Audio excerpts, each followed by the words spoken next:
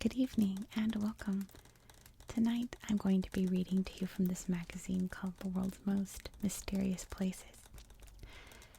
Normally I find these little tourism information magazines and I don't know, I like them, but I really like this one, and I'll show you why. I'm going to read to you the first chapter because they really outdid themselves on this one. So this first chapter is all about ancient civilizations. We'll read that tonight. This one's on lost cities, remote places, ghost towns, underground places, and forbidden places. And then Mars-like places, but that one's not as interesting as all the others, so definitely gonna read this one tonight since it has a lot to do with history and stuff like that, so it's really interesting. Let's just dive right in. Mysterious places. Ancient civilizations. First class. Why don't I get my pointer out? Let's see. Here we go. Archaeological research and DNA studies have shown that at more than 75,000 years old, the First Nations peoples of Australia are members of one of the oldest continuous established societies on Earth. Some of the earliest known humans to have migrated from Africa, they are thought to have traveled eastward across India before settling in mainland Australia around 50,000 years ago, during an era when sea levels were lower. In fact, the earliest anatomically modern human remains found outside of Africa were discovered in New South Wales and have been dated to around 42,000 years old. Far from being homogeneous, the indigenous Australian population, known as the Aboriginal and Torres Strait Islander peoples, are as diverse as Europe's. To this day, hundreds of separate cultural groups, each comprised of a multitude of clans, inhabit the continent and the nearly 300 small islands in the Torres Strait. When the British colonial invasion began in the late 18th century, over 500 Aboriginal groups occupied Australia and its coastal regions, each with their own individual beliefs, traditions, and languages. As colonial rule took hold, viral epidemics and massacres ravaged the population, followed by a long-term cultural homogenization that almost managed to erase their history. To merely speak an indigenous language in public became a punishable crime. When the English first arrived, over 250 Aboriginal languages were spoken. Only an estimated 120 to 145 are currently in use, all but 13 of which are endangered. Today, First Nations people comprise approximately 3.5% of the continent's 25 million residents. Regrettably, deep inequities still exist. Inequities, I don't know.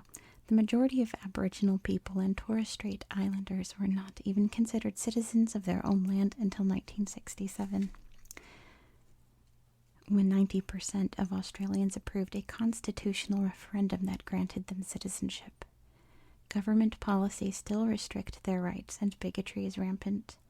Inequalities manifest early, as evidenced by dramatically lower rates of early education and childhood literacy, which results in underrepresentation in higher education, employment discrimination, and a generally lower quality of life and reduced life expectancy. Under one roof. The world's oldest town, Çatalhöyük, Turkey, had no streets and no front doors. Near the modern city of Konya in southern Turkey lies Çatalhöyük, a nearly 9,000-year-old early Neolithic settlement built during the inaugural era of controlled crop planting and animal breeding. First discovered in 1958 by a team of British archaeologists, Çatalhöyük is estimated to have been occupied by up to 10,000 people, making it the world's oldest town and an invaluable asset for understanding the prehistory of modern man. I just remembered a lot of these topics, I've already covered Australia and I've already covered Turkey. I've talked about on my channel, so I will link in the description below lots and lots of videos that reference these, but I'll put some in the cards up there as well. Be sure to check those out if you want to learn more details about the histories of these countries. But anyway, all the houses in Çatalhöyük were built side to side and with no evidence of streets or footpaths. It has been determined that residents traveled across town by walking on rooftops, accessing their homes via roof openings. Çatalhöyük was a simple assemblage of mud brick, single-family residences.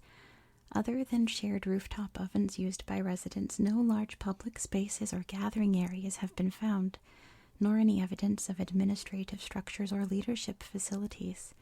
It is believed the only authority over Çatalhöyük life was a loose religion based upon a mother goddess. Baked clay and stone effigies of her have been found across the site. Many seemed to have been scratched and poked repeatedly, leading historians to believe they may have served as wish-granting totems and good luck charms. Çatalhöyük's most legendary feature is its art. Creative designs, including murals and sculptures, are painted and molded on nearly all the interiors and exteriors of the living spaces. Main rooms in these houses show evidence of seasonal redecoration, the ancient equivalent of changing the wallpaper every few months. Many main rooms also feature red-painted plaster bull skulls attached to the walls, as well as animal bones and remains, including beaks, teeth, skulls, and tusks. Çatalhöyük also contained the world's earliest forms of pottery. There is also evidence of an irrigation method originally believed to have originated 1,000 years later in Mesopotamia. Up to 18 separate layers of structural reshaping have been discovered across Çatalhöyük, displaying the area's continuous development and expansion until its mysterious dissolution around 5500 BCE.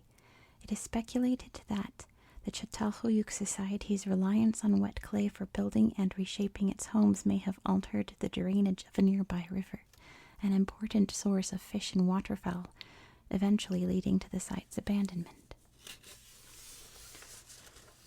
Superior and complex.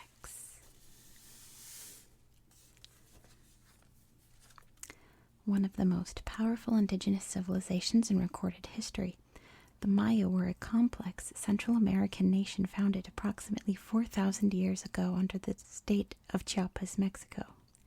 Unlike smaller nomadic populations of the Mesoamerican period, the Maya continuously occupied one place, covering the majority of modern-day Guatemala and the Yucatan Peninsula.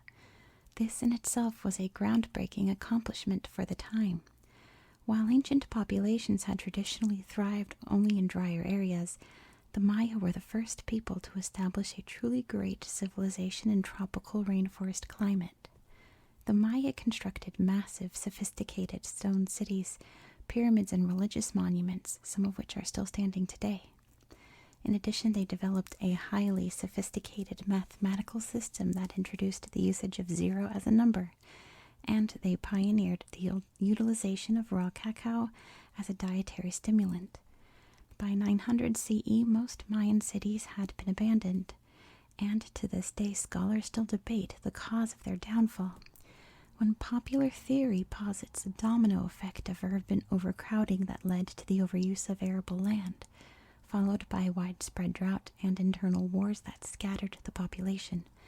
By the time the Spanish pushed into the region in the 16th century, the diseases that accompanied them decimated the remaining Maya settlements. In an effort to implement Christianity, Spanish invaders also burned the society's books and records, hence the mystery surrounding late Mayan history. Descendants of the Maya still reside in current-day Mexico, Honduras, Belize, and Guatemala, areas where upward of 80 Maya dialects are still spoken. Empire state of mind. Rome certainly wasn't built in a day, but from its founding in 625 BCE as a modest settlement on the banks of Italy's Tiber River until it reached its peak global power in 117 CE, the Roman Empire grew to become the most influential political and social system in the Western world at the time. The Romans developed the modern Western alphabet and calendar systems, helped promote the rise of Christianity, and introduced the Latin language to everyone they conquered.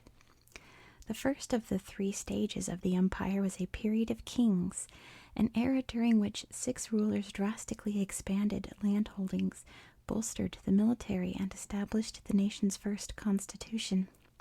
During this period, Rome's economic systems were also expanded, due to increased trade of simple, vital goods like oil lamps. Rome's Republic period began in 510 BCE. During this time, they captured Corinth, Carthage, and the Italian peninsula, establishing the nation as sole controller of the Mediterranean. The storied rule and death of Julius Caesar followed, and after Rome overtook Egypt, Augustus was named emperor, ushering in the empire's final stage. The dawn of imperial Rome in 31 BCE was a time of peace and prosperity, as the nation's borders expanded to 3 continents, Africa, Asia Minor, and Europe, stretching from modern-day Spain southward to Egypt, as far north as Germany, and east to the border of Turkey and Georgia. In 455 CE, as Western Roman rule suffered brutal invasions by the Goth and Vandal tribes, the empire began to unravel, sparking turmoil and civil violence. As the gap between rich and poor widened, wealthy landowners pushed family farmers from their lands without reason or recourse. Soon, only the most privileged were afforded protection by the government, and by 476 the Roman Empire collapsed under its own bloated weight. All roads lead to Iran. The ancient Persian Empire was the world's first superpower. From 539 BCE to 331 BCE, Persia was a global hub of culture, religion, and art that controlled the most influential sites of ancient human civilization, Mesopotamia, as well as the Nile and Indus valleys. Centered in current-day Iran, the Persian Empire, also known as the Achaemenid Empire, possessed vast resources, including fertile land, fresh water, and gold stores that dwarfed the assets of both its neighbors and far-off nations. The Achaemenid legacy includes a vast network of roads that spanned over 1,550 miles from Sardis in western Turkey to the nation's capital, Susa, on the Persian Gulf. Built by the great King Darius I, this ancient highway was the first means of regular trade and communication between 3 continents, Africa, Asia, and Europe, as well as a fast lane for horseback messengers carrying royal orders between Persia's capital cities. Scholars have dubbed these couriers the world's first postal carriers. In 490 BCE, King Darius' attempted invasion of Greece met a dispiriting defeat at the Battle of Marathon, setting in motion a slow downfall of the empire that culminated in 331 BCE when Alexander the Great's destruction of Persepolis. The ruins of this ancient royal Persian city in southern Iran, designated a UNESCO World Heritage Site in 1979, are considered some of the world's richest and most important archaeological sites, and the most advanced form of city planning of the period. The impressive palace complex built by Darius, his son Xerxes, and his grandson Artaxerxes still stands tall. Among the most notable structures are the massive Apadana Palace and the Throne Hall, or 100-column hall. Dwell on the past. Mysteries about the Anasazi society continue to intrigue experts to this day. These prehistoric Native Americans existed from roughly 1500 BCE to 1300 CE within the 30,000 square mile Four Corners region, the modern-day borders of Arizona, New Mexico, Utah, and Colorado of the American Southwest. Deemed the area's alpha inhabitants, the Anasazi were an ancestral Pueblo culture, and the forefathers of the current-day Zuni, Acoma, Hopi, and Laguna tribes. The word Anasazi is known to mean ancient enemy in Navajo, but no records exist explaining how the tribe earned its foreboding name. They are best known for their architectural achievements, including their legendary cliff dwellings a vast system of homes and ceremonial gathering spaces carved from sheer rock walls, some of which stood several stories tall. Since the dwellings could only be reached by climbing, they stood as a great defense system against marauding rival tribes. Lumber used throughout the dwellings came from forests as far as 50 miles away, a fact that stumps researchers to this day. Pioneers of southwest farming, the Anasazi developed irrigation methods and road systems for watering and harvesting their crops. They also became basket weaving experts. Their containers were woven from willow strands and plant fibers, then covered in mud and baked in the sun until rock hard. They created no true pottery to contain liquids. Instead, they lined baskets with pinon pine gum, a natural adhesive produced by the pinon pine tree. Upon settling and drying, the gum made the vessels completely waterproof. Today, the tribe's basket craft has come to define the style known as American Southwestern design, a form marked by sandstone textures, woven elements, and warm layered pastel colors suggestive of sunsets. Many Southwestern designs even contain exact Anasazi art and patterns. With no known system of writing, the Anasazis' languages remain a mystery. And having only recovered the most basic of artifacts, archaeologists and historians have little idea of the specific behaviors and beliefs of these people. We do know they were led by elders called headmen, who, along with tribal priests, were known to convene in underground cavities called kivas, where spiritual summoning ceremonies were held. Near the end of the 13th century, the Anasazi fled this region and headed southeast toward the Rio Grande, never to return. Why they left is one of the greatest mysteries in Native American history. Some claim they abandoned their homeland due to climate disasters that decimated their crops. Another theory is that a growing presence of highly aggressive nomadic tribes led Anasazi priests to urge an exodus. From small campsites to the legendary stone cliff dwellings, tens of thousands of Anasazi ruins in various states of decay remain scattered across the Four Corners region. The most well-preserved structures, at nearly 1,000 years old, currently lie in central Colorado at the Manitou Cliff Dwellings Museum and Preserve. These dwellings, parts of a complex deemed the Cliff Palace, are also said to be the earliest remnants of Anasazi culture ever discovered. In December 1888, a pair of Colorado farmhands stumbled across the structures and then spent years unearthing pottery, tools, and weapons they sold to museums, spreading word about this previously unknown civilization. Structural integrity. Explore the world's oldest, still-standing buildings. After millions of years exposed to storms, blizzards, and heat waves, humans finally understood the need to start building their own shelters. It's estimated our ancestors began putting those DIY skills to work, conceiving and assembling full structures around 380,000 BCE, a time when historians note attempts at creating rough shelters within caves began to appear. While nowhere near as old as those cave rooms, the following locations feature solid man-made structures that have amazingly held their curb appeal over several millennia. The megalithic temples of Malta. These stone complexes built between 3500 and 2500 BCE are considered to be the oldest freestanding structures on Earth.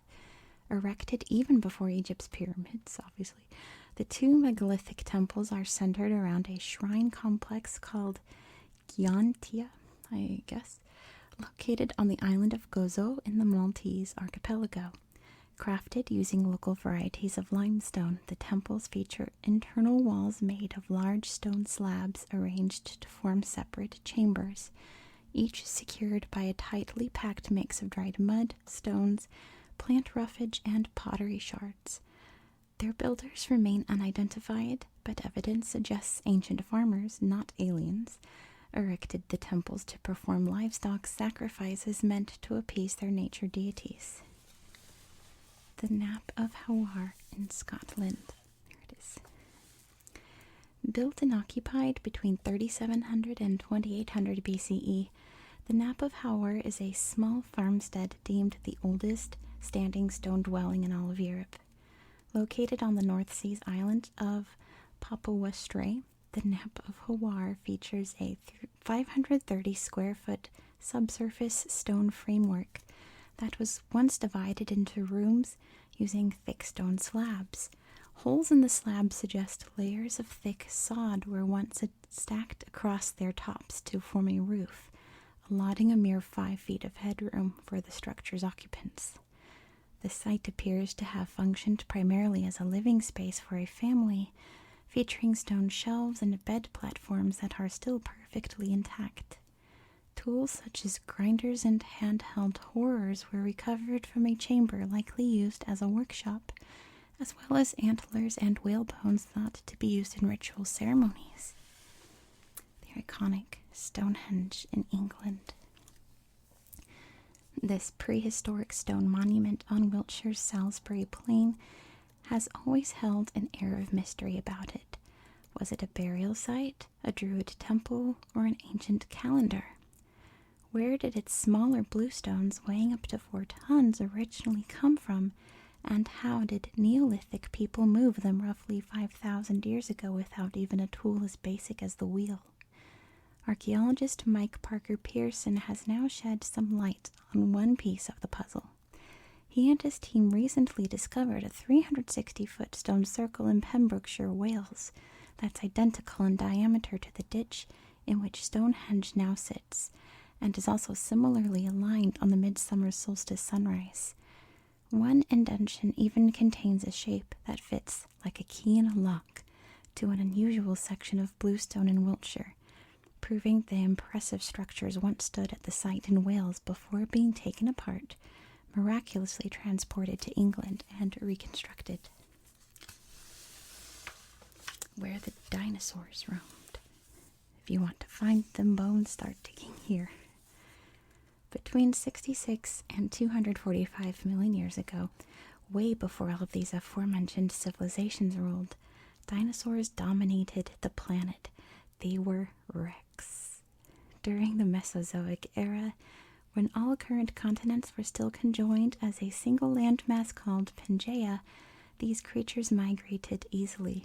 As a result, dinosaur fossils have been discovered across the globe. If you're looking to find your own piece of prehistoric history, you may want to visit these 3 sites, where over the past 350 years, scientists have uncovered some of the most well-known fossils. First is Oxfordshire, England, spring 1676.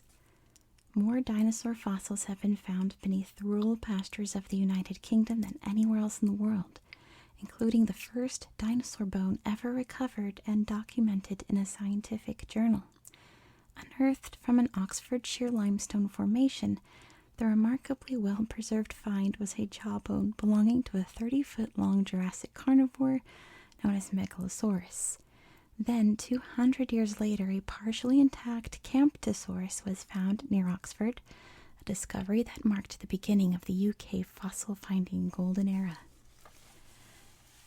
Hell Creek Formation, Montana, in summer 1902 and 2016. Since its first excavation in the 1890s, led by legendary paleontologist Barnum Brown, Montana's Hell Creek Formation has come to be known among the global scientific community as a fossil treasure trove. Expeditions in the area throughout the 20th century yielded many rare remains, though none more famous than the first ever T-Rex found by Brown in 1902. Then in 2016, paleontologists uncovered the 67-million-year-old bones of the world's youngest Tyrannosaurus rex, thought to be only 7 years old at the time of his death. Kyle Atkins Weltzman, fossil preparer at the University of Kansas's Biodiversity Institute and Natural History Museum, called it a 1-in-a-million discovery. Zurigat, Morocco, in summer 2014. 7 years ago, a dinosaur dig in northern Africa yielded bones of what would eventually be identified as history's only known swimming dinosaur, the 95 to 100 million-year-old Spinosaurus. With an average length of 50 feet, a Spinosaurus was longer than even a full-grown T-Rex, and at 7 tons, as heavy as 7 adult rhinoceroses. A report published in 2020 proposes that the Spinosaurus spent long amounts of time underwater, stalking and snapping up prey like an enormous crocodile. One of the world's most complete theropod species finds, National Geographic paleontology scholar Nizar Ibrahim calls Morocco's Spinosaurus bones evolutionary evidence of a dinosaur trying to build a fishtail. And I think, yep, that's the end of that chapter. See, that's what I mean. This book is so neat. It has so much neat stuff in it. From a historical and archaeological and geographical perspective. So whenever I'm between countries, when I need a little bit more time to finish some research for this next country, I need more practice pronouncing things because, oh my goodness, like, this language is the hardest I've ever faced coming up. But I'll have that video up for you tomorrow for sure. So I read this for you tonight. I've literally read this book front to back like 4 or 5 times since I bought this book. It's so neat. I've been saving it to show you guys. And tonight's the night for chapter 1. So whenever I need a break between countries, we'll do chapter 2. Because that's a good one too. So thank you so much for watching. I hope you found this video relaxing and educational. And I hope that you have a very good